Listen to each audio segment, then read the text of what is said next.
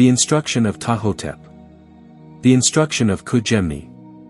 The oldest books in the world. The Wisdom of the East. Translated from the Egyptian. The Instruction of Ptah-Hotep. Introduction. Is there anything whereof it may be said? See. This is new. It hath been already of old time. Which was before us. There is no remembrance of former things. Neither shall there be any remembrance of things that are to come, with those that shall come after. In these days, when all things and memories of the past are at length become not only subservient to, but submerged by, the matters and needs of the immediate present. Those paths of knowledge that lead into regions seemingly remote from such needs are somewhat discredited. And the aims of those that follow them whither they lead are regarded as quite out of touch with the real interests of life. Very greatly is this so with archaeology, and the study of ancient and curious tongues, and searchings into old thoughts on high and ever-insistent questions. A public which has hardly time to read more than its daily newspaper and its weekly novel has denounced, almost dismissed, them, with many other noble and wonderful things, as unpractical, whatever that vague and hollow word may mean. As to those matters which lie very far back, concerning the lands of several thousand years ago, it is very generally held that they are the proper and peculiar province of specialists, dry as dusts, and persons with an irreducible minimum of human nature. It is thought that knowledge concerning them, not the blank ignorance regarding them that almost everywhere obtains, is a thing of which to be rather ashamed, a detrimental possession. In a word, that the subject is not only unprofitable, a grave offense, but also uninteresting, and therefore contemptible. This is a true estimate of general opinion, although there are those who will, for their own sakes, gainsay it. When, therefore, I state that one of the writings herein translated has an age of nearly 6,000 years, and that another is but 500 years younger, it is likely that many will find this sufficient reason against further perusal, deeming it impossible that such things can possess attraction for one not an enthusiast for them. Yet so few are the voices across so great a span of years that those among them having anything to tell us should be welcome exceedingly. Whereas, for the most part, they have cried in the wilderness of neglect hitherto, or fallen on ears filled with the clamor of more instant things. I could show, if this were a fitting place, that archaeology is not at all divorced from life, nor even devoid of emotion as subtle and strange, as swift and moving, as that experienced by those who love and follow art. She, archaeology, is, for those who know her, full of such emotion, garbed in an imperishable glamour, she is raised far above the turmoil of the present on the wings of imagination. Her eyes are somber with the memory of the wisdom driven from her scattered sanctuaries, and at her lips wonderful things strive for utterance. In her are gathered together the longings and the laughter, the fears and failures, the sins and splendors and achievements of innumerable generations of men.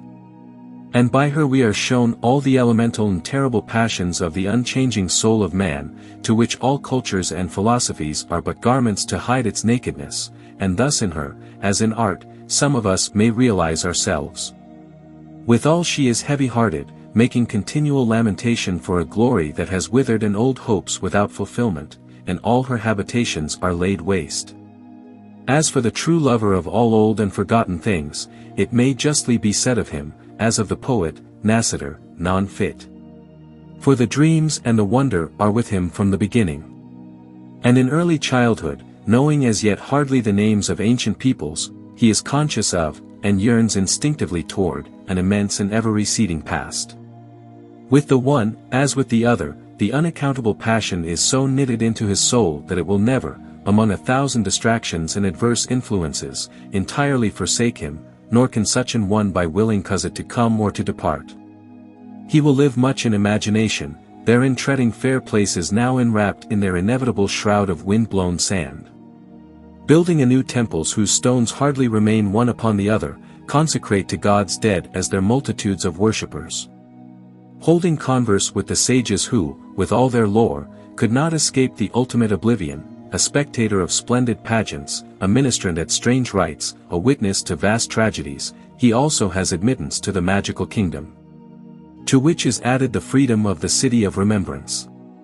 His care will be to construct, patiently and with much labor, a picture, which is often less than an outline, of the conditions of the humanity that has been.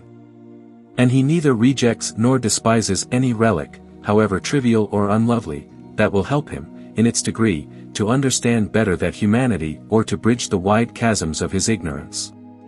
Moreover, great age hallows all things, even the most mean, investing them with a certain sanctity.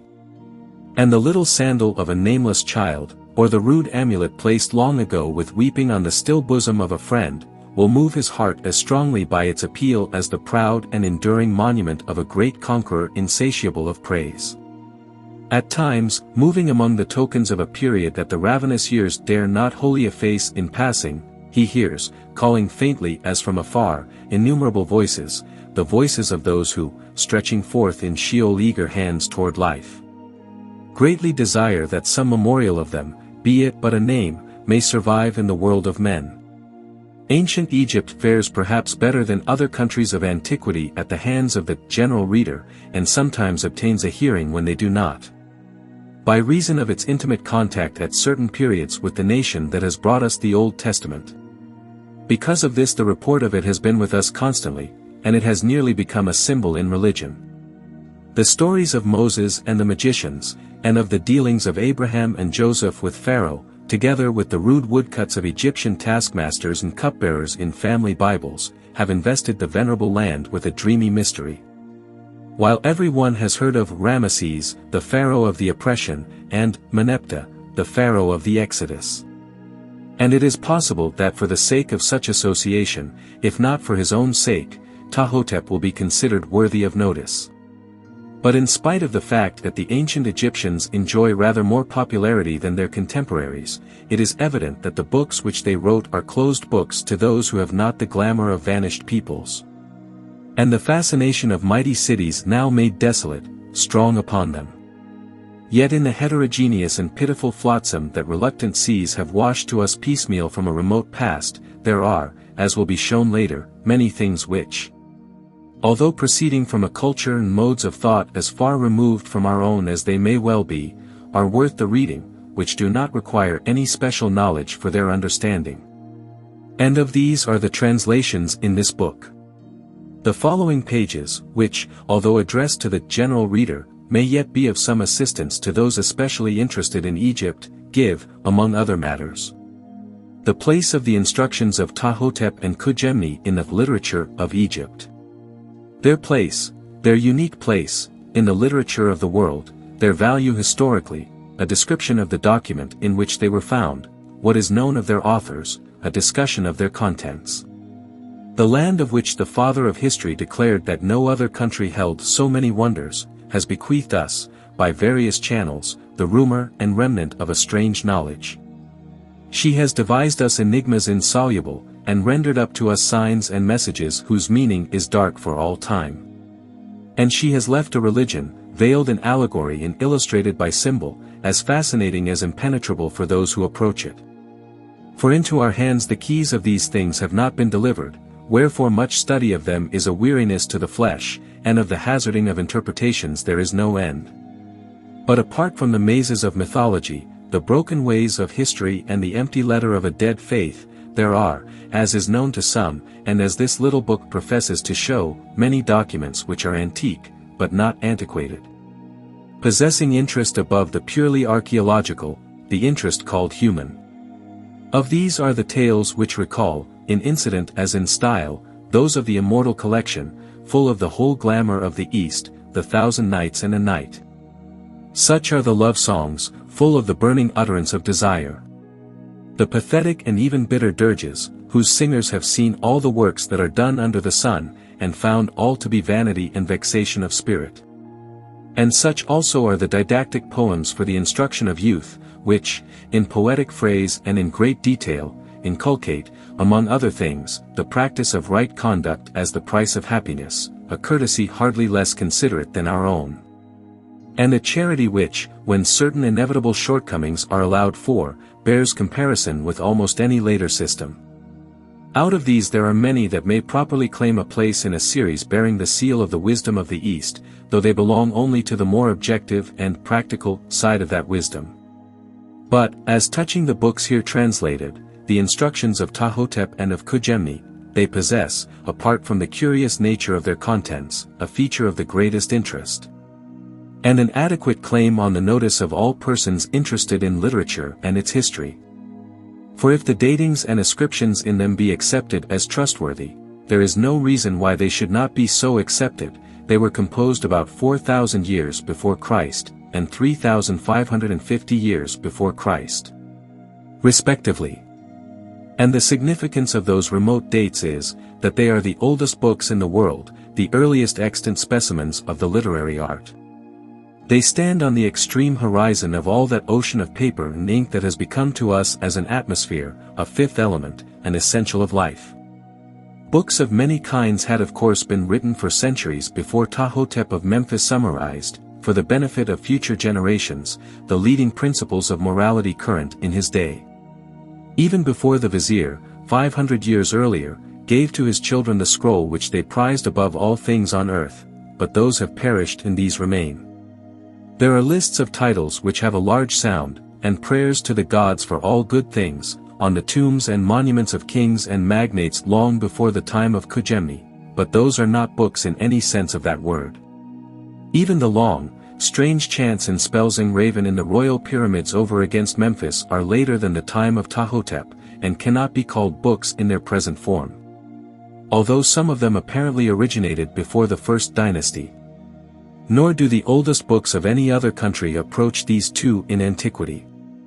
To draw comparisons between them, let us, in imagination, place ourselves at the period at which Ptah-Hotep lived, that is, about BC 3550, under King Isosi, living forever, and take a glance at futurity. The Babylonians are doubtless exercising their literary talents, but they will leave nothing worthy the name of book to the far posterity of 54 centuries hence. 13 centuries shall pass before Hammurabi, king of Babylon, drafts the code of laws that will be found at that time. Only after 2,000 years shall Moses write on the origin of things, and the Vedas be arranged in their present form. It will be 2,500 years before the great king of Jerusalem will set in order many proverbs and write books so much resembling, in form and style, that of Ptah-Hotep. Before the source and summit of European literature will write his world epics. For the space of years between Solomon and ourselves, great though it seem, is not so great as that between Solomon and Ptah-Hotep. The number of extant texts of the class to which the subjoined immediately belong is not large in proportion to the rest of Egyptian missas, but they seem to be representative of the class, being diverse in date and subject, but similar in form. There is great uniformity in the arrangement of most of them, in the following respects. They have as title the word instruction, sebayt, and are written by a father for the advantage of his son. They are very poetic in their arrangement of words and phrases, and are usually divided into short sections or paragraphs by the use of red ink for the first sentence of each. Such is the Instruction of Ptah-Hotep on morality, the finest of its class, the Instruction of King Amenemhet on the hollowness of friendship and other matters, the Instruction of Duov, the son of Kaire, on the excellence of the literary life, and others.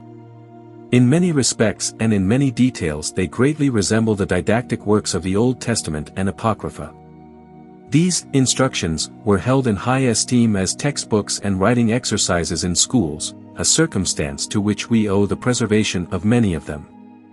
For a considerable number of important and interesting poems, letters, and narratives are only known to us from school exercise books.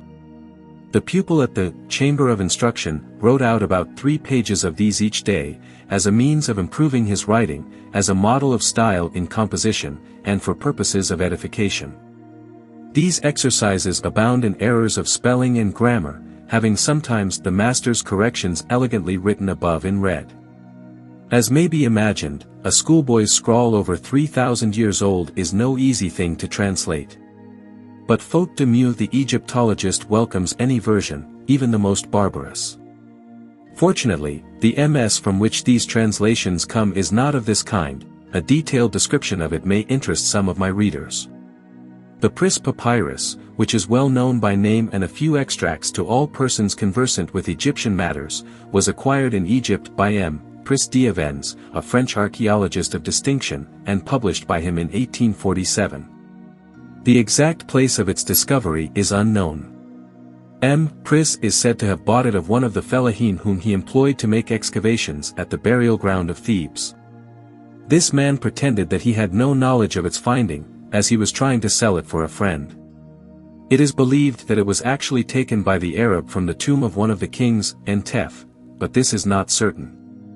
If it were, it would perhaps enable us to fix a terminus ad K for the writing of this copy, although tombs often contain objects of later date. The papyrus was presented in about 1847, by M. Prisse, to the Bibliothèque Nationale, in those days the Bibliothèque Royale, at Paris, where it still is, divided and glazed in the usual manner. Spread out flat, it measures about 23 feet 7 inches, with an average height of 5 7/8 in. Which is about the usual height of papyri of the 11th and 12th dynasties. It contains at present 18 pages of heavy and bold black and red writing, in the so-called hieratic character. At first sight it appears to be in perfect preservation, being entirely free from the cracks and decay which mar many fine manuscripts of far later date. But an examination of the contents shows that an unknown quantity has been torn off from the commencement. Originally the roll contained at least 2 books, of which we have the latter part of one and the whole of the other. Between these there is a blank space of some 53 inches. The characters are clearly and carefully made, but are not always correct, as though the copyist had a badly written or very cursive copy before him, and was not always sure of his spelling. The first of these books, of which only the last 2 pages remain to us, is a treatise on deportment, and is here called the Instruction of Ke Gemni. It has always been attributed to this person since its discovery, but examination of as much of the book as exists will show that it is not said to have been written by him. Because his is the only name mentioned, Egyptologists have concluded that he is the author.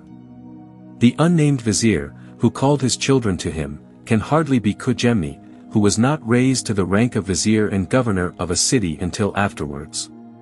Ke Gemni may well have been a son of the author. This is not of material importance, however, as the date of writing is given as the end of the reign of Huni, the last king of the 3rd dynasty, who died about 3998 BC. This book, then, which argues a society of some refinement, is, so far as it goes, the oldest in the world. After a long stretch of blank papyrus, from which a 3rd book has perhaps been erased, we come upon the Instruction of Ptah-Hotep in its entirety, divided into sections by red writing, as aforesaid. In this, also, we get a definite date, for we learn in the opening lines that its author, or compiler, lived in the reign of King Isosi. Now Isosi was the last ruler but one of the 5th dynasty, and ruled 44 years, from about 3580 to 3536 BC. Thus we may take about 3550 as the period of Ptah-Hotep. Of these 2 kings there is hardly anything to say.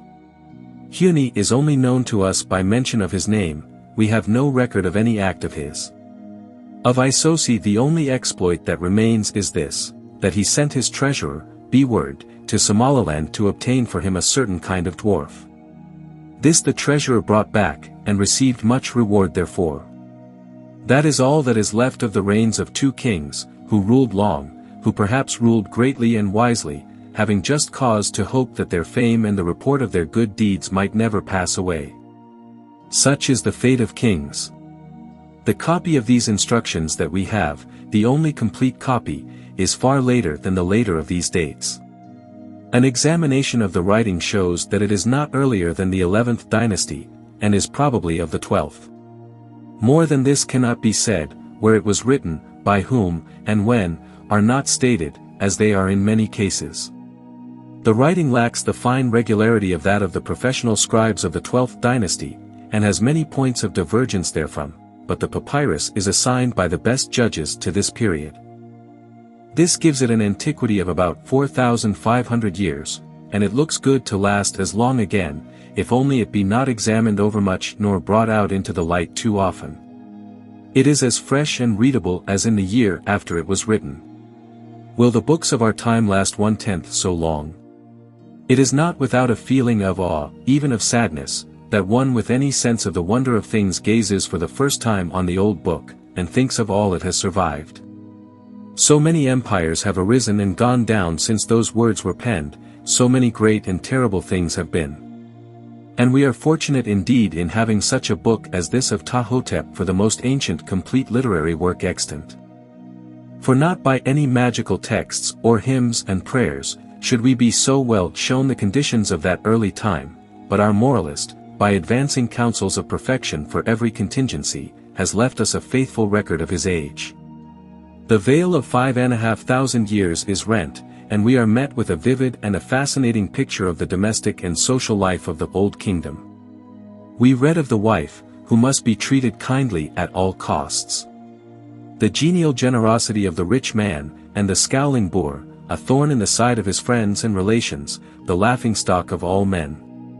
The unquenchable talkers of every station in life, who argue high, who argue low, who also argue round about them, as common as now in the East, and the trusted counselor, weighing every word. The obstinate ignoramus who sees everything inverted, listening open-mouthed to the disjointed gossip of those near him, and the scholar, conversing freely with learned and unlearned alike, recognizing that, measured against the infinite possibilities of knowledge and skill, we are all much of the same stature. The master of the estate or province, treated with infinite respect by his subordinates in rank and wealth, and the paid servants that are never satisfied, who leave after presents have been made them. The hard-working clerk who casts accounts all day, and the tradesman who will perhaps give you credit when money is dear, if you have previously made friends of them. The well-bred diner out, lightly passing on his favorite dish, contenting himself with plain fare, and the gourmand who visits his friends at mealtimes, departing only when the larder is entirely exhausted. Not only do we find such characters as these in Ptah-Hotep's handbook, but interesting scenes are brought near to us by the writing reed of that primeval Chesterfield. We find ourselves taking supper at the table of a great man. His subordinates sit round, scarcely daring to raise their eyes from their food, not speaking to their host until spoken to. He serves the food that is before him according to his liking for each guest. And the less favored find solace in the reflection that even the distribution of food is according to Providence. We pass on. Now we are in the hall of council with the other overseers and officials of the province, and our overlord presiding. We notice with astonishment the extreme solemnity and strict observance of custom and precedents in this archaic period. Many of those who have met report on the matters under their charge, and others debate on them. The one now speaking is discussing a trade about which he knows nothing, and an expert rises and makes very short work of his opponent's arguments. Now we are among some people dividing up property. One of them has tried, of course, to bully his friends into giving him more than his due share, and, having failed, leaves the house in a rage. He will regret it later. And so on. Nothing definite is known concerning these two nobles beyond what is said of them in their works. A fine tomb of a certain Ke Gemni exists at Memphis. His titles, so far as can be ascertained, are, Judge of the High Court, Governor of the land unto its limit, South and North, Director of every command. He has sometimes been supposed to be identical with our Ke Gemni. But I am assured by those most competent to judge that this tomb cannot be earlier than the 5th dynasty, a good 300 years from the date assigned to the moralist. So that the theory that they are one person may be dismissed as highly improbable. No other person of the name is known. The position is much the same with Ptah-Hotep. There are near Memphis the tombs of several nobles of this name, of whom 2 lived in the reign of Isosi. And in this case, again, it has been assumed that one of these 2 must be the writer of the instruction. But in neither instance do the titles coincide with or include those assigned to him. The highest title which he bears, eldest son of the king, does not anywhere appear in these tombs. It is true that one of these contemporaries was hereditary chief. But we know that Ptah-Hotep was a common name at this time, and in the absence of more certain proof it will be well to abstain from the identification of like names upon insufficient grounds.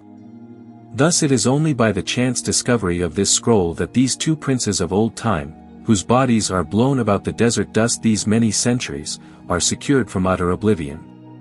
Men such as did bear rule in their kingdoms, men renowned for their power, giving counsel by their understanding, and declaring prophecies, leaders of the people by their counsels, and by their knowledge of learning meet for the people. Wise and eloquent in their instructions. And against such as these, that from remote years have left a name behind them, that their praises might be reported, how many are there which have no memorial, who are perished, as though they had never been, and are become as though they had never been born, and their children after them. I had intended to make a detailed analysis of the moral sense of Ptah-Hotep and Ke Gemni, but it appears unnecessary. Since they give their advice so clearly and simply, they may safely be left to speak for themselves. But as especially noteworthy I would point to the gracious tolerance of ignorance enjoined in section 1, Ptah-Hotep, and the fine reason given for that injunction, in contrast with the scorn expressed for the obstinate fool, ph. 40. The care due to a wife, ph. 21, which is in signal contrast to the custom of other Eastern nations in this respect, the great stress laid on filial duties, ph. 38, 39, 41, 42, 43, the enthusiasm for obedience, expressed in a jargon of puns, ph. 38, which, once the high watermark of style among Egyptian literati, has long since lost its savor, the interesting matter on manners at table, kg. 2, 3, ph. 7, 9, in society, kg. 4, ph. 14, 18, 20, 34, and in official positions, ph. 5, 8, 13, 15, 16, 17, 24, 28. A rough classification including many sections is here given. Duties toward superiors, ph. 2, 7, 8, 10, 16, 27, 31. Duties toward equals, 3, 6, 14, 18, 20, 26, 29, 33, 35, 37. Duties toward inferiors, 1, 4, 5, 16, 17, 22. The whole teaching resolves into the maxim, be good, and you will be happy. Not at all in the sense that virtue is its own reward. I do not think that that would have seemed an adequate return to Ptah-Hotep, but in the sense of material welfare rewarding, as a matter of course, an honorable life. Following his reasoning, if a man be obedient as a son, punctilious as a servant, generous and gentle as a master, and courteous as a friend, then all good things shall fall to him, he shall reach a green old age honored by the king. And his memory shall be long in the land. This theory, which is not found satisfactory in our day, is insisted on by most of the ancient moralists, who appear to regard it, not as a substitute for conscience, but rather as a raison d'etre or justification thereof. Yet, centuries before a king of Israel had seen all things that are, and found them vanity, a king of Egypt had left it on record that he had done all good things for his subjects, and that, there was no satisfaction therein. It has been said with some truth of codes of morals and laws that what is omitted is almost as important as what is included. But we must not carry this too far. We should be foolish indeed did we assert that those things omitted from such a code as Ptah-Hotep's were not practiced or not held to be important in his day. For example, he knows nothing, as a higher critic would say, of kindness to animals. But we know from many things that the Egyptians treated animals kindly and made much of them as pets. In the very tomb of that Ptah-Hotep mentioned above, who may be our author, is depicted the bringing of 3 dogs and a tame monkey to him while he is dressing, possibly so that he may feed them himself. And this kindly feeling obtained throughout Egyptian history. They treated animals more as dumb friends in those days than might have been a priori expected, and more, perhaps, than any other nation of antiquity. Again, he knows nothing of duties to the mother, although he is so insistent on duties to the father. But the high position of women and their matriarchal privileges oppose any deduction that Egyptian manners were somewhat to seek in this direction. Ke Gemni says of the unsociable man that he is a grief to his mother, and another moralist of uncertain date, perhaps 12th dynasty, about BC 2700, named Eni, is explicit on this matter. He says to his son, I gave thee thy mother, she that bore thee with much suffering. She placed thee at the chamber of instruction for the sake of thine instruction in books, she was constant to thee daily, having loaves and beer in her house. When thou art grown, and hast taken to thee a wife, being master in thy house, cast thine eyes on the one that gave thee birth and provided thee with all good things, as did thy mother. Let her not reproach thee, lest she lift up her hands to the God, and he hear her prayer. And, most remarkable of all omissions, there is nothing said as to duties to the gods. In Egypt, whose gods are beyond counting, where almost everybody was a priest, Ptah-Hotep, himself a holy father and beloved of the god, has no word to say on religious obligations. Devoting his work entirely to the principles of charity and duty to one's neighbor. It is seemingly sufficient to him that one do the right in this world, without thinking overmuch about the other. This is the more curious in that other writers of the same class have many injunctions regarding worship and sacrifice. And so complete is his reserve touching this matter, so important in the eyes of other Egyptians, that it is easy to believe that it was intentional. We may even discern in him a protagonist of the modern ethical school, whose adherents may be interested to find their views implicitly held so long ago. Notwithstanding this singularity, he is by no means unmindful of deity. We notice that he has occasion to speak several times of the God in his relation to humanity and human affairs. If we collect these references to the God, we shall find that the following qualities are attributed to him.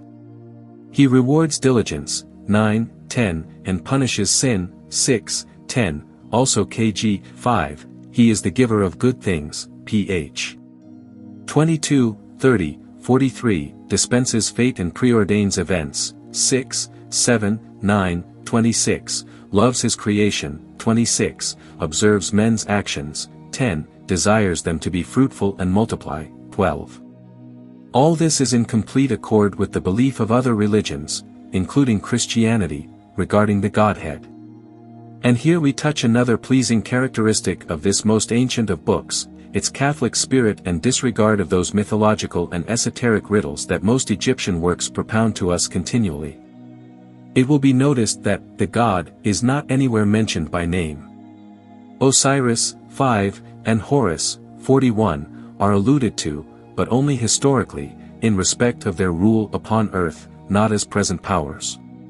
The reason is this, that at that time the gods, even the great gods, were only local, that is to say, their worship was confined to certain towns or districts, nomes.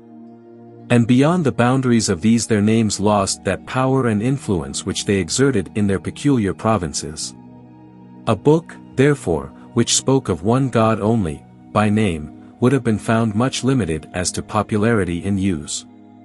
Hence the old moralists and didactic writers, whatever god they might themselves worship, forbore to mention him, since by many readers he would not be recognized as paramount.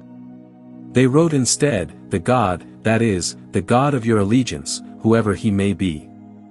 Thus, were the reader a native of Heliopolis, his god would be Adamu, the setting sun, of Memphis, Ptah, the revealer. Of Hermopolis, Thoth, master of divine words and chief of the eight. It was for this reason that the unknown author of what is called the Negative Confession makes the deceased say, I have not scorned the God of my town. And, indeed, so simply and purely does Ptah-Hotep speak of the God that the modern reader can, without the least degradation of his ideals, consider the author as referring to the deity of monotheism, and if he be of Christendom, read God. If of Islam, read Allah, if of Jewry, Jehovah. No doubt the gulf fixed between teaching and practice was as great then as now. We have the teaching, we know that the teaching was current all over Egypt in various forms, but of the practice we know very little. Human nature being much the same at all times and places, we must beware of measuring the one by the other, the unknown by the known, and must be content to take such counsels as showing the Egyptian. Not what he was, but what he should have been.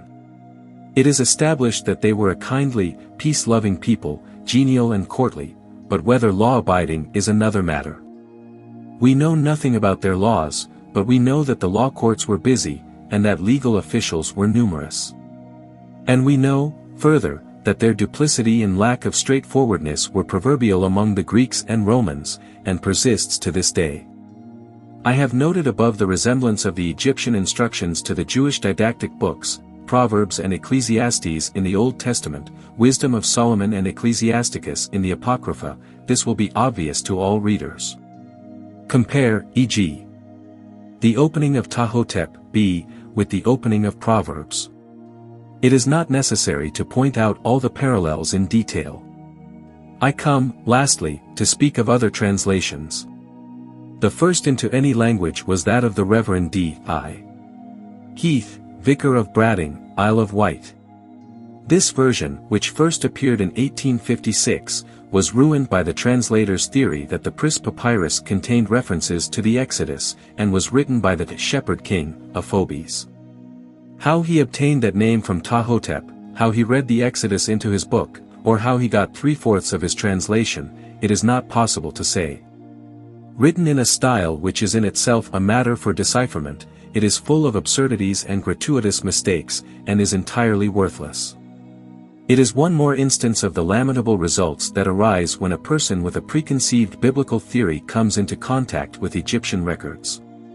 In the following year M. Chabas did part of the papyrus into French, and, as might be expected of an Egyptologist of such attainments, his version was infinitely more accurate than the foregoing. In 1869 Herloth made a translation, also partial, into Latin, and in 1884, M. Philippe Viry published a careful study and complete translation of both books. His rendering was subsequently translated into English and published, with some alterations, in Records of the Past, 1890, and has remained the only complete translation in English. It has been taken bodily, even the footnotes, into Meyer's oldest books in the world, and has been put into charming verse by Canon Rawnsley in his Notes for the Nile. Thus it appears to be, in a sense, the standard version. Nevertheless, it leaves very much to be desired in point of accuracy, although the general sense of each section is usually caught. Of later years Mr. Griffith has done important work on this text, and I am indebted to his translations for several readings. As regards the version here offered, I will only say that it has been done with considerable care, without prejudice, and, it is thought, in accordance with scientific methods of translation. And that it has been compared with all previous renderings, and will be found to be, on the whole, the most accurate that has yet appeared. And now I will leave Ptah-Hotep to speak for himself. It may be thought that he has been introduced at too great length. But I would point out that his book has been strangely overlooked by the educated public hitherto, although it would be difficult to overestimate its importance, to literature as the oldest complete book known, to ethics and theology as the earliest expression of the mystery we name conscience, and to lovers of antiquity as one of the most instructive and touching relics of a people and a power that once were great and are now brought to nothing. By a happy chance the words of our sage have been justified, in that he said, "No word that hath here been set down shall cease out of the land for ever." Would indeed that we had more of such books as this, whereby we may a little lighten the darkness that lies behind the risings of a million suns, and learn how little the human heart, and the elements of human intercourse, alter throughout the ages. And what of the other writers of that time, whose works and whose very names are entirely swept away? To this there is no better answer made than in the lamentation made by the harper close upon 5,000 years ago, which was written up in the tomb of King Entef. Those that built them tombs, he sang, have now no resting place. Lo! What of their deeds? I have heard the words of Yemhotep and of Hardadef, whose sayings men repeat continually. Behold! Where are their abodes? Their walls are overthrown, and their places are not, even as though they had not been. The burden of Egypt. Battiscombe G. Gun. 3, Park Hill Road, Croydon. Much ingenuity has been expended to show that Egyptian manners and customs, books, and other things, were much the same as our own, as though the supposed similarity reflected any credit either on them or on us.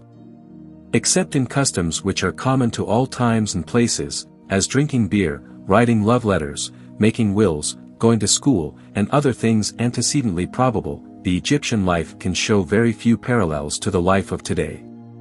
The monuments leave no doubt of this. Pen and ink were used in the first dynasty, and speech had been reduced to visible signs before that. About BC 1770. In all Egyptian dates given in this book I follow Professor Petrie's chronology. These are round figures, of course, and in the case of Solomon and Moses traditional dates. Modern criticism places Genesis and Proverbs much later than 1500 and 1000 BC. See appendix for the literature of this papyrus. These were kings of the 11th dynasty, about 2986 BC. In the translation these divisions are indicated, for purposes of reference, by numbers and letters, which are not, of course, in the original. So also in the Instruction of Amenemhet, appendix. Puenet, the identification is not certain. Fragments of another are in the British Museum. It has been thought to be as late as the 17th, about 1600 BC. But the balance of opinion favors the above-mentioned period. The inscriptions and sculptures from this tomb have not yet been published, but a work dealing with it will shortly appear. The above titles, excepting the first, are from Lepsius, Denkmaler aus Ägypten und Äthiopien, Aph. 2, 48, Berlin, 1849–68. Called Ptah-Hotep I by Egyptologists. For a description of his tomb, see Mariette, A. Les Mastabas de l'Ancien Empire, Paris, 1889, d. 62.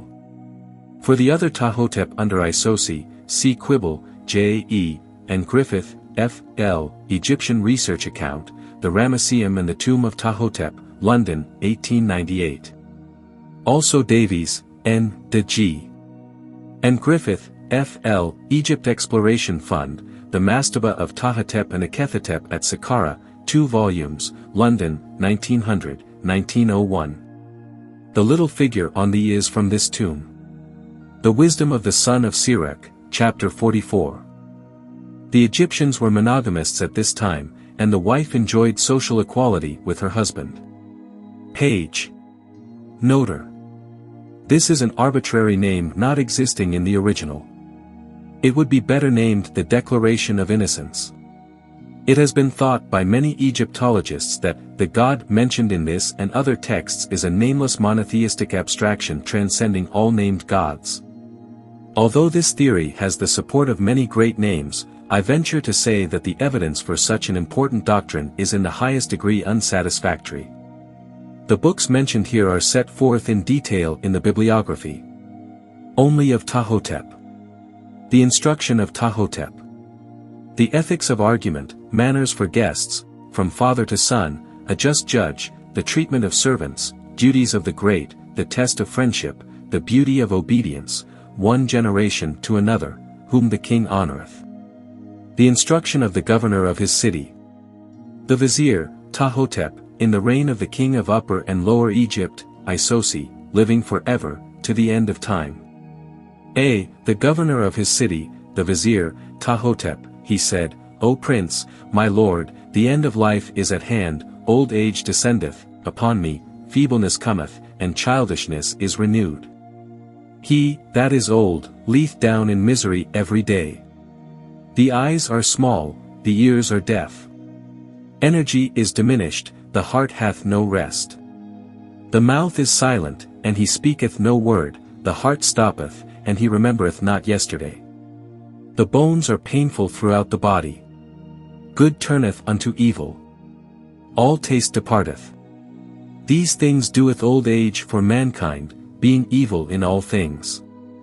The nose is stopped, and he breatheth not for weakness, whether standing or sitting. Command me, thy servant, therefore, to make over my princely authority, to my son.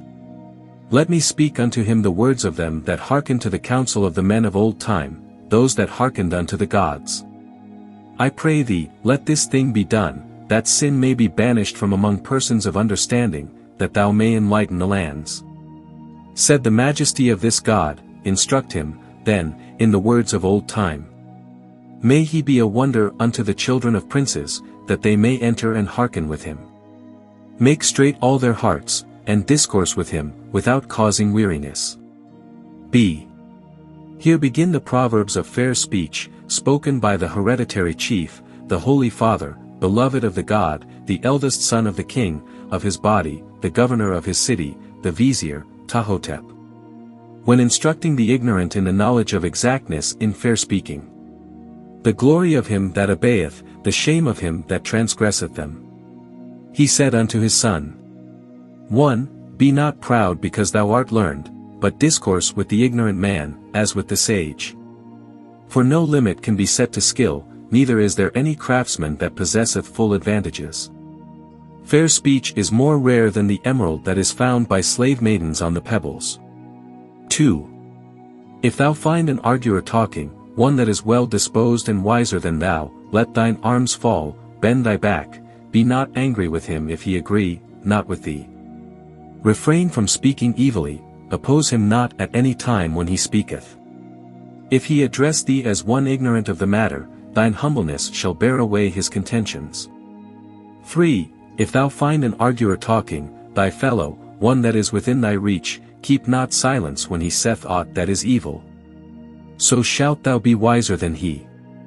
Great will be the applause on the part of the listeners, and thy name shall be good in the knowledge of princes. 4. If thou find an arguer talking, a poor man, that is to say not thine equal, be not scornful toward him because he is lowly. Let him alone, then shall he confound himself. Question him not to please thine heart, neither pour out thy wrath upon him that is before thee, it is shameful to confuse a mean mind. If thou be about to do that which is in thine heart, overcome it as a thing rejected of princes. 5. If thou be a leader, as one directing the conduct of the multitude, endeavor always to be gracious, that thine own conduct be without defect. Great is truth, appointing a straight path, never hath it been overthrown since the reign of Osiris. One that oversteppeth the laws shall be punished. Overstepping is by the covetous man, but degradations, bear off his riches, for the season of his evil doing saith not. For he saith, I will obtain by myself for myself, and saith not, I will obtain because I am allowed. But the limits of justice are steadfast, it is that which a man repeateth from his father. 6. Cause not fear among men. For this, the God punisheth likewise. For there is a man that saith, therein is life, and he is bereft of the bread of his mouth. There is a man that saith, power is therein, and he saith, I seize for myself that which I perceive. Thus a man speaketh, and he is smitten down. It is another that attaineth by giving unto him that hath not, not he that causeth men dread. For it happeneth that what the God hath commanded, even that thing cometh to pass. Live, therefore, in the house of kindliness, and men shall come and give gifts of themselves. 7. If thou be among the guests of a man that is greater than thou, accept that which he giveth thee, putting it to thy lips. If thou look at him that is before thee, thine host, pierce him not with many glances. It is abhorred of the soul to stare at him. Speak not till he address thee, one knoweth not what may be evil in his opinion. Speak when he questioneth thee. So shall thy speech be good in his opinion. The noble who sitteth before food divideth it as his soul moveth him, he giveth unto him that he would favor, it is the custom of the evening meal. It is his soul that guideth his hand. It is the noble that bestoweth, not the underling that attaineth. Thus the eating of bread is under the providence of the God, he is an ignorant man that disputeth it. 8. If thou be an emissary sent from one noble to another, be exact after the manner of him that sent thee, give his message even as he hath said it. Beware of making enmity by thy words, setting one noble against the other by perverting truth. Overstep it not, neither repeat that which any man, be he prince or peasant, saith in opening the heart, it is abhorrent to the soul. 9. If thou have ploughed, gather thine harvest in the field, and the God shall make it great under thine hand. Fill not thy mouth at thy neighbor's table. If a crafty man be the possessor of wealth, he stealeth like a crocodile from the priests. Let not a man be envious that hath no children. Let him be neither downcast nor quarrelsome on account of it.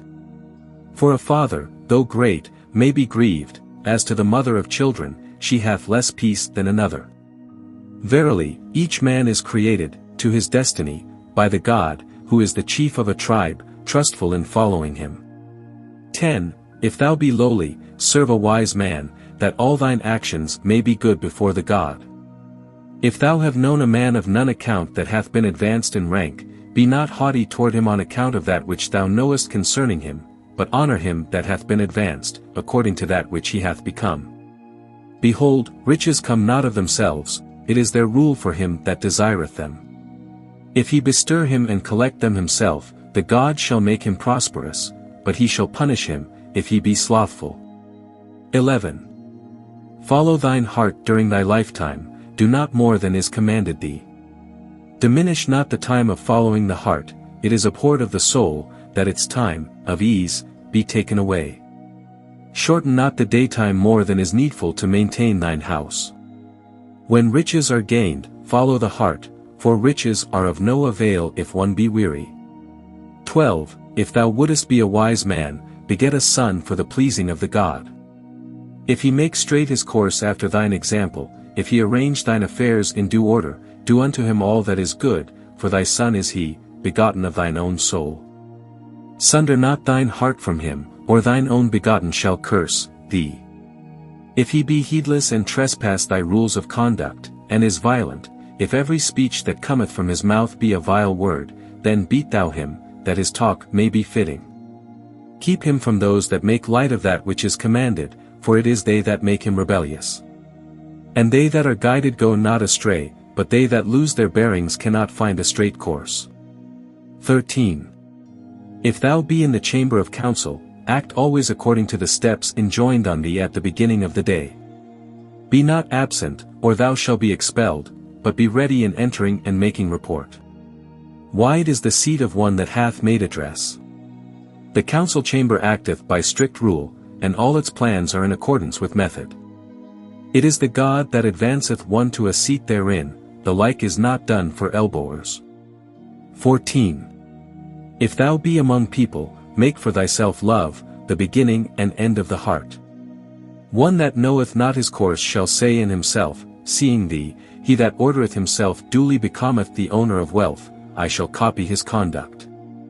Thy name shall be good, though thou speak not, thy body shall be fed, thy face shall be seen, among thy neighbors, thou shalt be provided with what thou lackest. As to the man whose heart obeyeth his belly, he causeth disgust in place of love.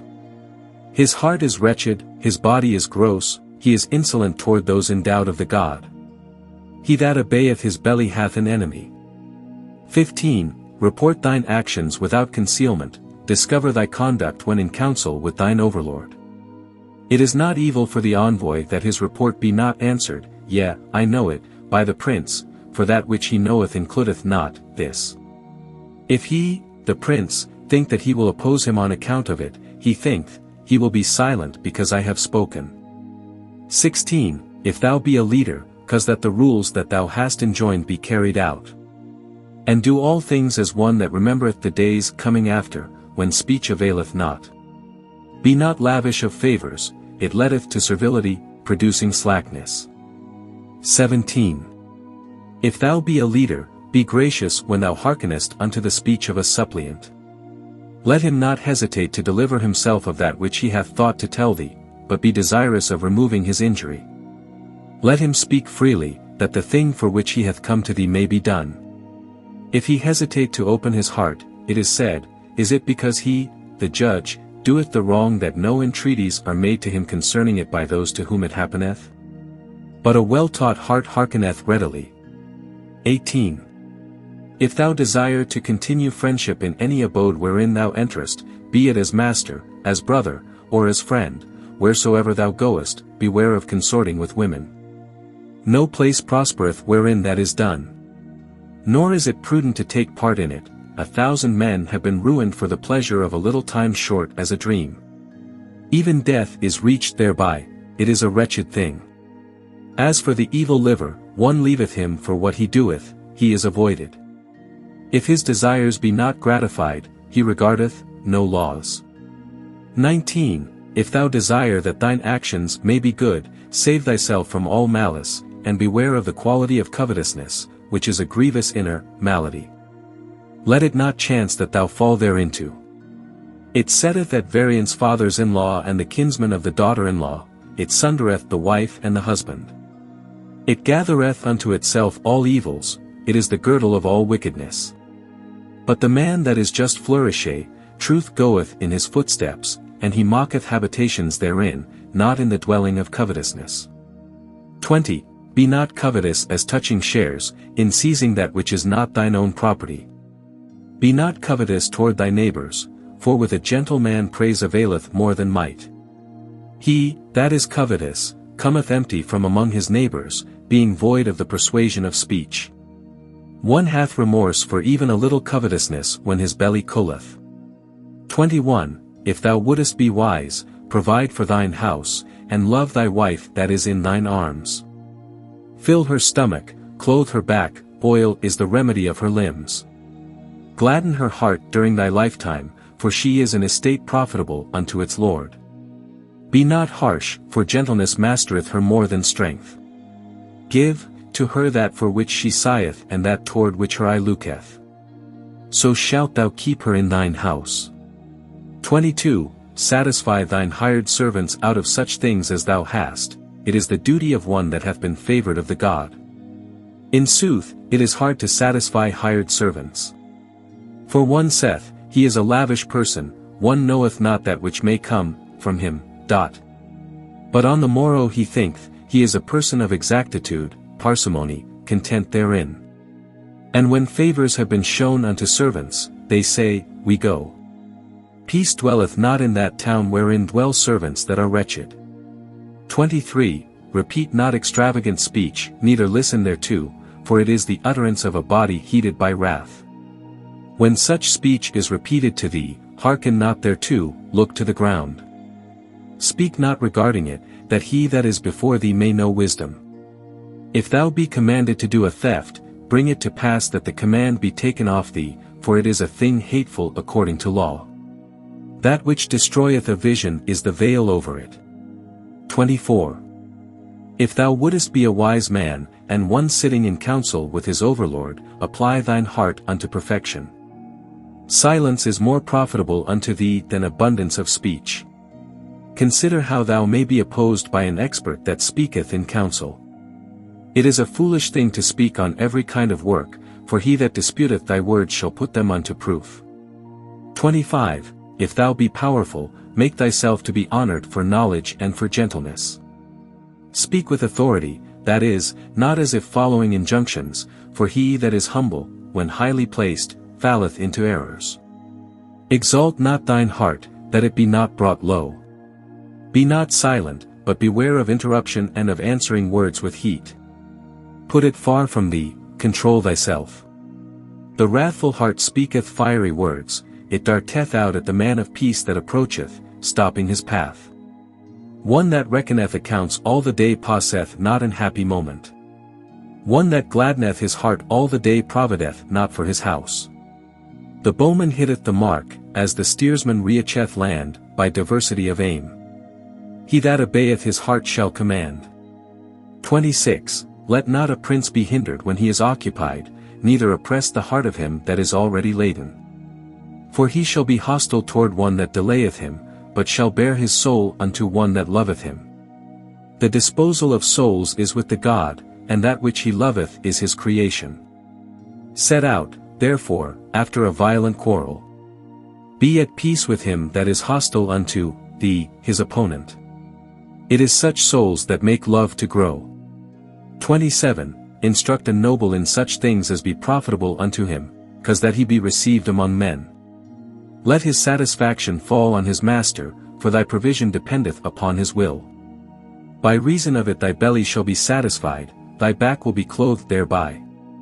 Let him receive thine heart, that thine house may flourish in thine honor, if thou wish it to flourish, thereby. He shall extend thee a kindly hand. Further, he shall implant the love of thee in the bodies of thy friends. Forsooth, it is a soul loving to hearken. 28. If thou be the son of a man of the priesthood, and an envoy to conciliate the multitude. Speak thou without favoring one side. Let it not be said, his conduct is that of the nobles, favoring one side in his speech. Turn thine aim toward exact judgments.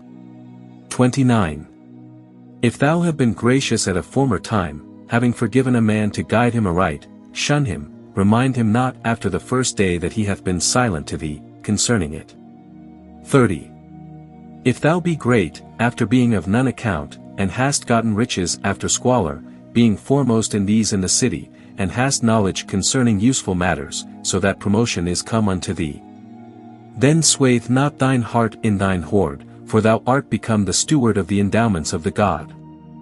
Thou art not the last, another shall be thine equal, and to him shall come the like, fortune and station. 31. Bend thy back unto thy chief, thine overseer in the king's palace, for thine house dependeth upon his wealth, and thy wages in their season. How foolish is one that quarreleth with his chief, for one liveth only while he is gracious. Plunder not the houses of tenants, neither steal the things of a friend, lest he accuse thee in thine hearing, which thrusteth back the heart. If he know of it, he will do thee an injury. Quarreling in place of friendship is a foolish thing. 32. Concerning continence. 33. If thou wouldest seek out the nature of a friend, ask it not of any companion of his, but pass a time with him alone, that thou injure not his affairs. Debate with him after a season. Test his heart in an occasion of speech. When he hath told thee his past life, he hath made an opportunity that thou may either be ashamed for him or be familiar with him. Be not reserved with him when he openeth speech, neither answer him after a scornful manner. Withdraw not thyself from him, neither interrupt him whose matter is not yet ended, whom it is possible to benefit. 34. Let thy face be bright what time thou livest. That which goeth into the storehouse must come out therefrom, and bread is to be shared. He that is grasping in entertainment shall himself have an empty belly. He that causeth strife cometh himself to sorrow. Take not such an one for thy companion. It is a man's kindly acts that are remembered of him in the years after his life. 35. Know well thy merchants. For when thine affairs are in evil case, thy good repute among thy friends is a channel, which is filled. It is more important than the dignities of a man, and the wealth of one passeth to another. The good repute of a man's son is a glory unto him, and a good character is for remembrance. 36. Correct chiefly, instruct conformably, therewith. Vice must be drawn out, that virtue may remain.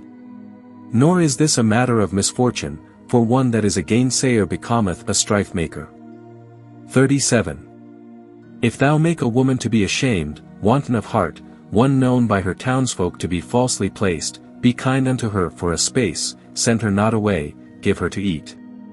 The wantonness of her heart shall esteem thy guidance. C. If thou obey these things that I have said unto thee, all thy demeanor shall be of the best, for, verily, the quality of truth is among their excellences. Set the memory of them in the mouths of the people, for their proverbs are good. Nor shall any word that hath here been set down cease out of this land for ever, but shall be made a pattern whereby princes shall speak well. They, my words, shall instruct a man, how he shall speak, after he hath heard them. Yea, he shall become as one skillful in obeying, excellent in speaking, after he hath heard them. Good fortune shall befall him, for he shall be of the highest rank. He shall be gracious to the end of his life, he shall be contented always. His knowledge shall be his guide, into a place of security, wherein he shall prosper while on earth. The scholar shall be content in his knowledge. As to the prince, in his turn, forsooth, his heart shall be happy, his tongue made straight. And, in these proverbs, his lips shall speak, his eyes shall see, and his ears shall hear, that which is profitable for his son, so that he deal justly, void of deceit. 38. A splendid thing is the obedience of an obedient son. He cometh in and listeneth obediently. Excellent in hearing, excellent in speaking, is every man that obeyeth what is noble, and the obedience of an obeyer is a noble thing. Obedience is better than all things that are, it mocketh goodwill. How good it is that a son should take that from his father by which he hath reached old age, obedience. That which is desired by the God is obedience, disobedience is abhorred of the God. Verily, it is the heart that mocketh its master to obey or to disobey, for the safe and sound life of a man are his heart. It is the obedient man that obeyeth what is said, he that loveth to obey, the same shall carry out commands. He that obeyeth becometh one obeyed. It is good indeed when a son obeyeth his father, and he, his father, that hath spoken hath great joy of it. Such a son shall be mild as a master, and he that heareth him shall obey him that hath spoken. He shall be comely in body and honored by his father. His memory shall be in the mouths of the living, those upon earth, as long as they exist. 39. Let a son receive the word of his father, not being heedless of any rule of his. Instruct thy son, thus, for the obedient man is one that is perfect in the opinion of princes. If he direct his mouth by what hath been enjoined him, watchful and obedient, thy son shall be wise, and his going seemly. Heedlessness leadeth unto disobedience on the morrow, but understanding shall stablish him. As for the fool, he shall be crushed. 40. As for the fool, devoid of obedience, he doeth nothing. Knowledge he regardeth as ignorance, profitable things as hurtful things. He doeth all kind of errors, so that he is rebuked therefore every day. He liveth in death therewith, it is his food. At chattering speech he marvelleth, as at the wisdom of princes, living in death every day. He is shunned because of his misfortunes, by reason of the multitude of afflictions that cometh upon him every day. 41. A son that hearkeneth is as a follower of Horus. He is good after he hearkeneth, he groweth old, he reacheth honor and reverence. He repeateth in like manner to his sons and daughters, so renewing the instruction of his father. Each man instructeth as did his begetter, repeating it unto his children. Let them, in turn, speak with their sons and daughters, that they may be famous in their deeds. Let that which thou speakest implant true things and just in the life of thy children. Then the highest authority shall arrive, and sins depart from them. And such men as see these things shall say, surely that man hath spoken to good purpose, and they shall do likewise, or, but surely that man was experienced. And all people shall declare, it is they that shall direct the multitude. Dignities are not complete without them. Take not any word away, neither add one, set not one in the place of another. Beware of opening, in thyself. Be wary of speech when a learned man hearkeneth unto thee. Desire to be stablished for good in the mouth of those that hear thee speaking. If thou have entered as an expert, speak with exact lips, that thy conduct may be seemly. 42. Be thine heart overflowing, but refrain thy mouth. Let thy conduct be exact while amongst nobles, and seemly before thy Lord, doing that which he hath commanded. Such a son shall speak unto them that hearken to him, moreover, his begetter shall be favored. Apply thine heart, what time thou speakest, to saying things such that the nobles who listen declare, how excellent is that which cometh out of his mouth. 43. Carry out the behest of thy Lord to thee. How good is the teaching of a man's father, for he hath come from him, who hath spoken of his son while he was yet unborn, and that which is done for him, the son, is more than that which is commanded him. Forsooth, a good son is of the gift of the God, he doeth more than is enjoined on him, he doeth right, and putteth his heart into all his goings. D. If now thou attain my position, thy body shall flourish, the king shall be content in all that thou doest, and thou shalt gather years of life not fewer than I have passed upon earth. I have gathered even 50 years of life, for the king hath bestowed upon me favors more than upon my forefathers, this because I wrought truth and justice for the king unto mine old age. It is finished. From its beginning to its end. Even as found in writing. The king. Title of an order of the priesthood. The customary attitude of a submissive inferior at that time. The god Osiris was believed to have reigned on earth many thousand years before Menes, the first historical king. Sol equals Ka, and throughout this work. Ka is translated person in section 22, will in section 27. An obscure or corrupt phrase here follows, which does not admit of satisfactory translation. Translation doubtful. I.e. comfortable. His belly, presumably. The above translation is not satisfactory, the text may be corrupt. No intelligible translation of it has yet been made. I.e. all wickedness is contained therein. A servant. Compare Prov 17:18. So also in life, by diversity of aim, alternating work and play, happiness is secured. Tacking is evidently meant in the case of the steersman. This section refers to the relations between the son of a nobleman and his tutor, dwelling on the benefits from former pupils in high places, if their schooldays have been pleasant. The last sentence of this section, as of sections 23 and 25, is somewhat apropos de box. An obscure phrase is here. Literally, it is that which preventeth the heart from advancing. A curious phrase. Literally, after his stick or scepter. Who knows them? The greater part of this section is a play upon the root sodom, which in its meaning includes our hear, listen, and obey. This tiresome torture of words is frequent in Egyptian, especially in old religious texts. The followers of Horus are a legendary dynasty of demigods, believed by the Egyptians to have ruled for about 13,400 years after the reign of Horus, and before that of Menes. There is also an order of spirits of this name. A word of unknown meaning, apparently some kind of plant. Such a word seems out of place here, and may be idiomatic, like our flowery language. But the preceding line obviously refers to this book. The Instruction of Ke Gemni. On avoiding offense. 1. The cautious man flourisheth, the exact one is praised, the innermost chamber openeth unto the man of silence. Wide is the seat of the man gentle of speech. But knives are prepared against one that forceth a path, that he advance not, save in due season. 2. If thou sit with a company of people, desire not the bread that thou likest, short is the time of restraining the heart, and gluttony is an abomination, therein is the quality of a beast. A cup of water quencheth the thirst, and a mouthful of melon supporteth the heart. A good thing standeth for goodness, but some small thing standeth for plenty. A base man is he that is governed by his belly. He departeth only when he is no longer able to fill full his belly in men's houses. 3. If thou sit with a glutton, eat with him, then depart. If thou drink with a drunkard, accept, drink, and his heart shall be satisfied. Refuse not meat when with a greedy man. Take that which he giveth thee, set it not on one side, thinking that it will be a courteous thing.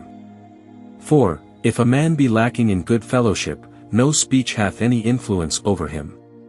He is sour of face toward the glad-hearted that are kindly to him, he is a grief unto his mother and his friends, and all men cry, let thy name be known, thou art silent in thy mouth when thou art addressed. 5. Be not haughty because of thy might in the midst of thy young soldiers.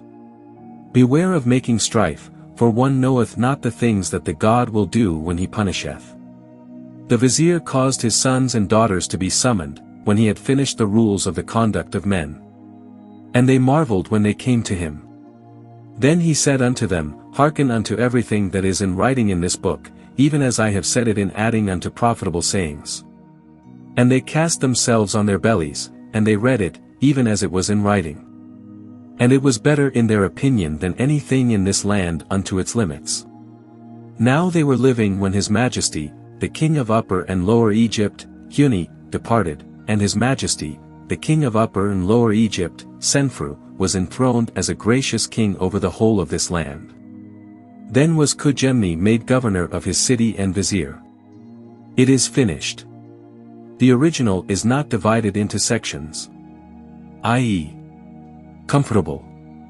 This is a rather dark saying, but apparently the author means that although the duly instructed guest will only partake moderately of the abundance before him, what he eats is as good as the rest. His portion will be equal to the whole as regards quality, though inferior as regards quantity. Appendix. The instruction of Amenemheti is here given as a contrast to the foregoing. It is a testament, however, rather than an instruction, and contains more historical matter than didactic. It is written in a terse and pointed style, combined with the parallelism and antithesis which was the prevailing vehicle of poetic thought in Egyptian. The rank of its author and the exceeding bitterness of his mood make it a document of great interest. There is no reason to doubt its authenticity. This king was the founder of the glorious 12th dynasty, a period which has been called the Golden Age of Egypt. He ruled from about 2778 to 2748 BC. And, although he describes himself as overlenient, was really one of the most vigorous and powerful of all the sons of the sun who for 5,000 years wore the double crown of the two Egypts. The circumstances in which the new dynasty arose are not known, nor have we any other record of the attempt on his life, here recounted. In the 20th year of his reign he associated his son, Senwosret with him in a co-regency which lasted 10 years. From section 8 we gather that the attempted assassination took place just before the dual rule, while the instruction was evidently penned shortly before the writer's death. The house referred to is presumably his pyramid tomb, called Kuno for Amenemheti. Amenemheti is exalted and good. The site of this building is not known. This instruction was popular as a school exercise in the New Kingdom, and we possess several copies or parts of copies. There is no good text for the latter part, sections 12ff, which is corrupt in such missas as contain it. I have used the critical text of Mr. Griffith, published in the Zeitschrift für Ägyptische Sprache, 1896. It is hoped that the bibliography will be useful to students of the books of Ptah-Hotep and Ke Gemni. B.G.G. The Instruction of Amenemheti. A Palace Conspiracy, Hail and Farewell. Beginneth here the instruction made by the Majesty of the King of Upper and Lower Egypt Ptah-Hotep, son of the Sun Amenemheti, the Justified. He speaketh thus in discovering words of truth unto his Son, the Lord of the world. 1. Shine forth, he saith, even as the God.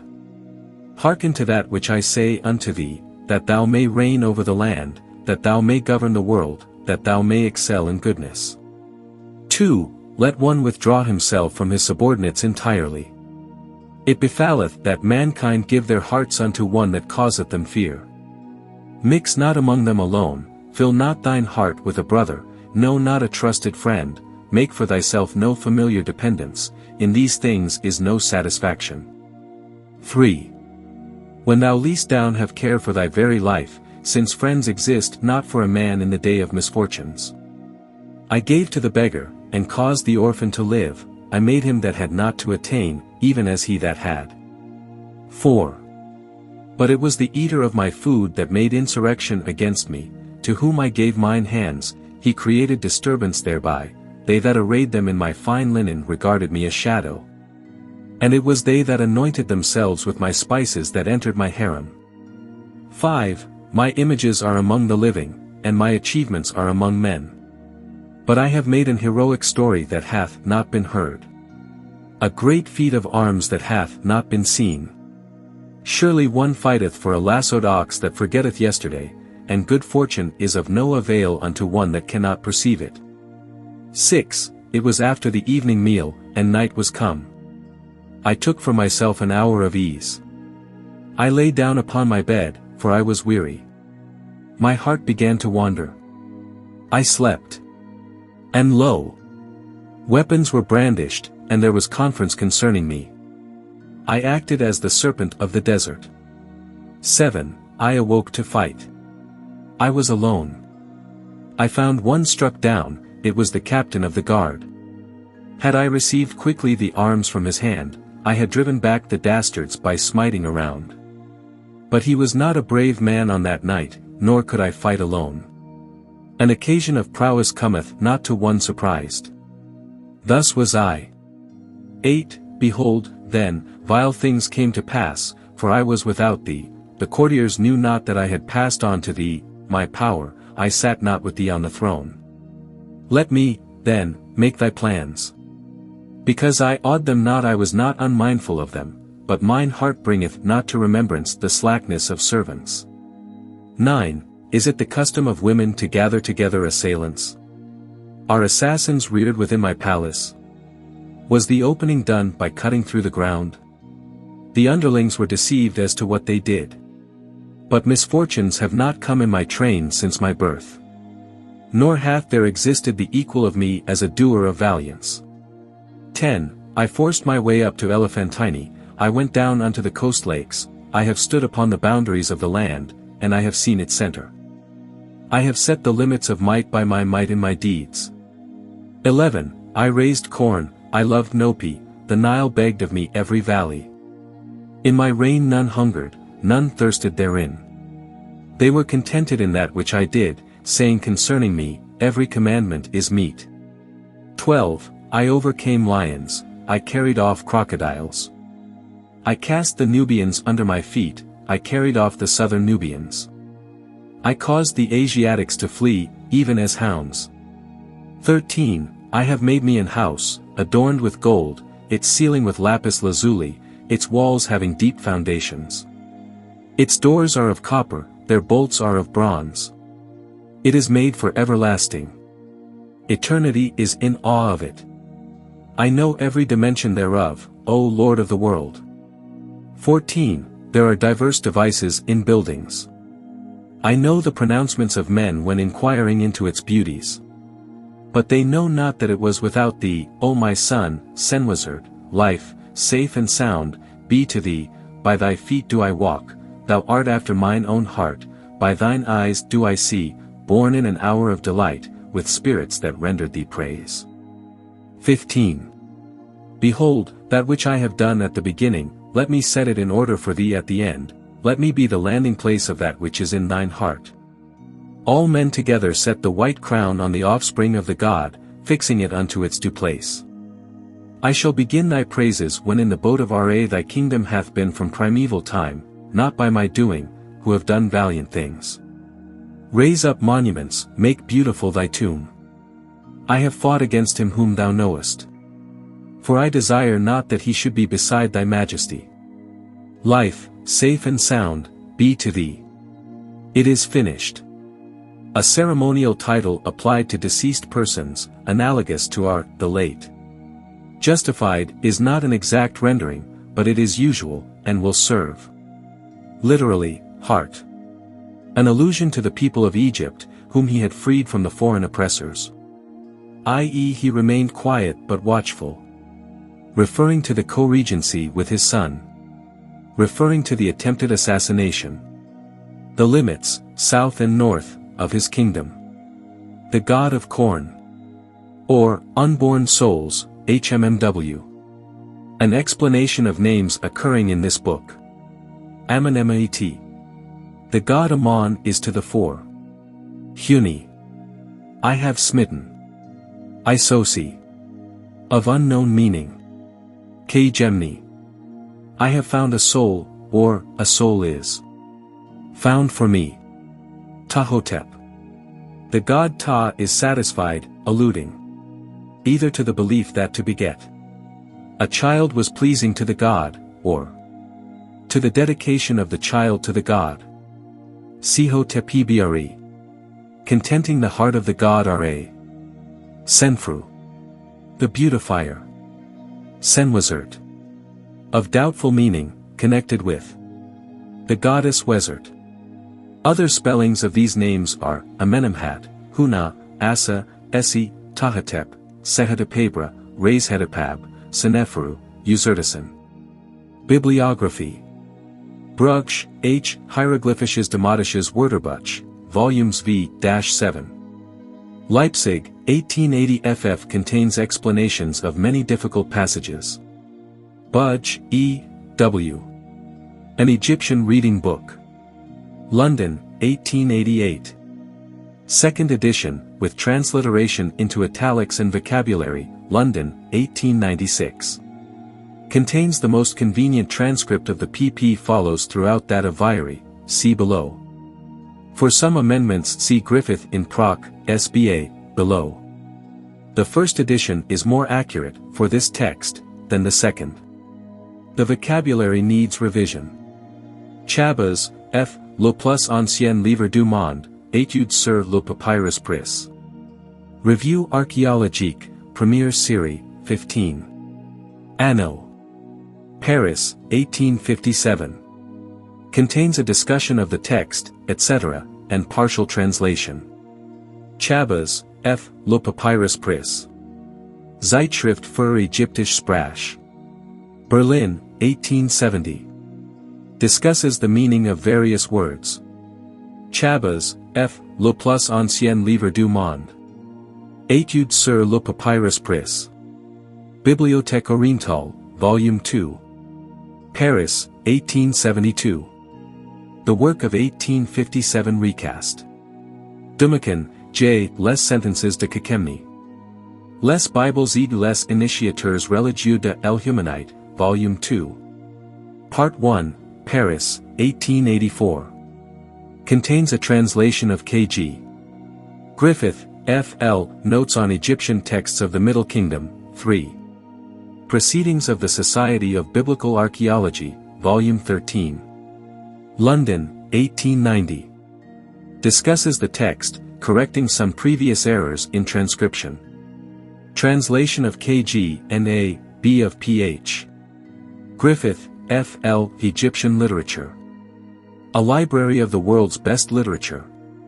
New York, 1898-9. Contains translation of many sections. Heath, D. I. Anna M.S. Of the Phoenician king Asa, ruling in Egypt before Abraham, a record of the patriarchal age, or the Proverbs of Aphobes, B.C. 1900, now first fully translated. Monthly Review. London, July, 1866. The first translation of K.G. and P.H. Afterwards issued as a pamphlet, London, 1858. Loth, F.J. der Autor Kagemni vor 5400 Jahren. Sitzungsbericht der KGL. Bayer. Akademie der Wissenschaften. München, 1869, 2. Contains an analysis of K.G. Loth, F.J.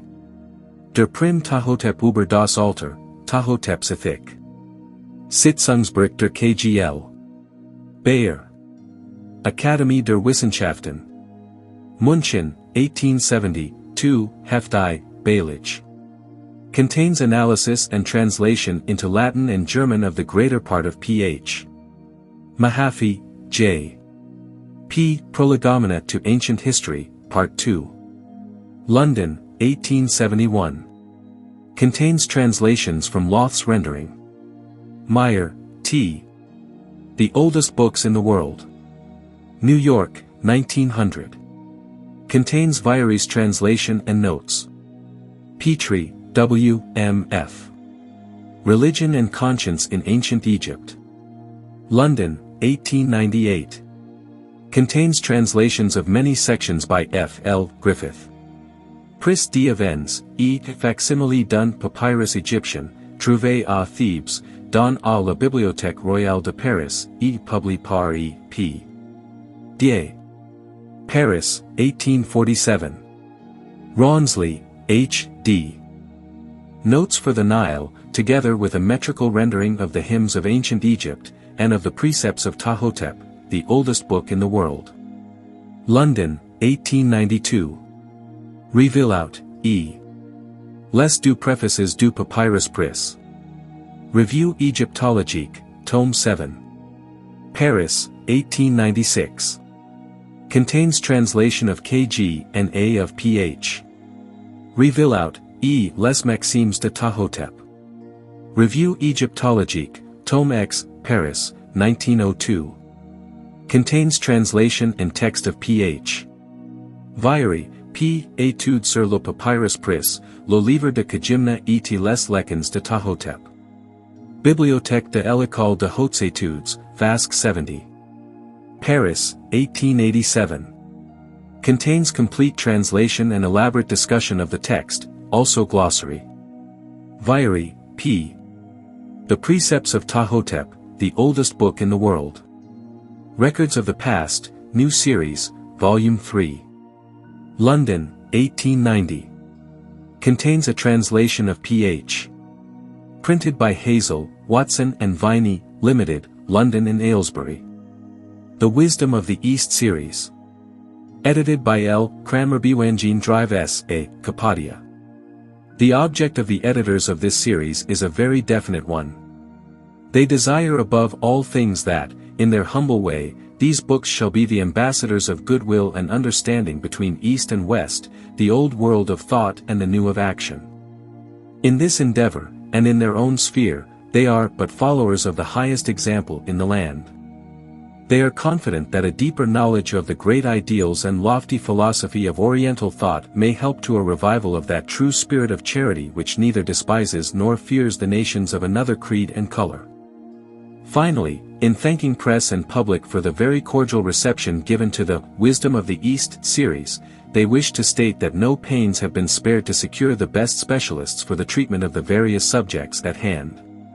London. John Murray, Albemarle Street, W. Wisdom of the East series.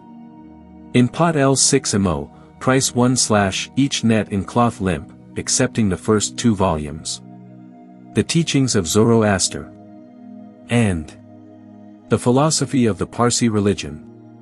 Translated with introduction by Dr. S.A. Kapadia, Lecturer University College, London, 2/net. The Awakening of the Soul. From the Arabic of Ibn Tufail.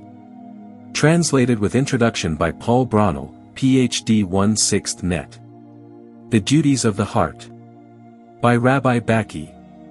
Translated from the Hebrew with introduction by Edwin Collins, Hollier Hebrew Scholar, UCL. The Classics of Confucius. The Book of History, Shu King. By W. Gornold. 2. The Book of Odes, Sher King. By L. Cranmer-Bwangene. 2. The Book of Changes, I King, in preparation. The Sayings of Lao Tzu. From the Chinese. Translated with introduction by Lionel Giles, of the British Museum. The Religion of the Quran. With introduction by Arthur N. Wollaston, CIE. Women and Wisdom of Japan. With introduction by S. Takaishi. The Rose Garden of Saadi. Selected and rendered from the Persian with introduction by L. Cranmer-Bwangene. The Wisdom of Israel, being extracts from the Babylonian Talmud and Midrash Rabbath. Translated from the Aramaic with an introduction by Edwin Collins. The Instructions of Ptah-Hotep. From the Egyptian. Translated with introduction by Batiscombe G. Gunn. Others in preparation, and will be duly announced. All literary communications to be addressed to the editors at 4, Harcourt Buildings, Inner Temple, London. N.B. The editors will be pleased to receive suggestions and communications from all persons interested in Oriental literature.